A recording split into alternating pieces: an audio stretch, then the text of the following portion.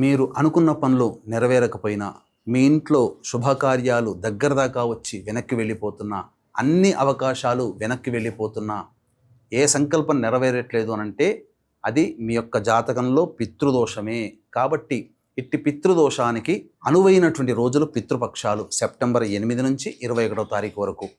అనగా తండ్రి లేదా భర్త వైపు 6 తరాలు, భార్య లేదా తల్లి వైపు 3 తరాలలో దుర్మరణాలు అంటే road accident, fire accident, suicide attempt, నదిలో బావిలో పడి చనిపోవడం, ఇంట్లోంచి వెళ్ళిపోవడం, లివర్ ఫెయిల్యూర్, కిడ్నీ ఫెయిల్యూర్, క్యాన్సర్తో చనిపోవడం, 60 సంవత్సరాల లోపల ఏ విధంగానైనా చనిపోయినా, అలాగే పిండ ప్రదానాలు చేయలేకపోయినా, ఆడపిల్లలే సంతానంగా ఉన్న, ఇంటర్ కాస్ట్ ఇంటర్ రిలీజన్ మ్యారేజ్లు జరుగుతున్నా, అలాగే డైవోర్సులు అవుతూ ఉన్నా, పెళ్ళిళ్ళు కాకున్నా, సంతానం కలగకున్నా, ఇట్లాంటి కుటుంబాలలో కుటుంబ సభ్యులు ఎవరికి వారే యమునా తీరే అన్నట్టు ఉన్నా, ఇలాంటి కుటుంబాల్లో ఖచ్చితంగా పితృదోషం ఉంటుంది.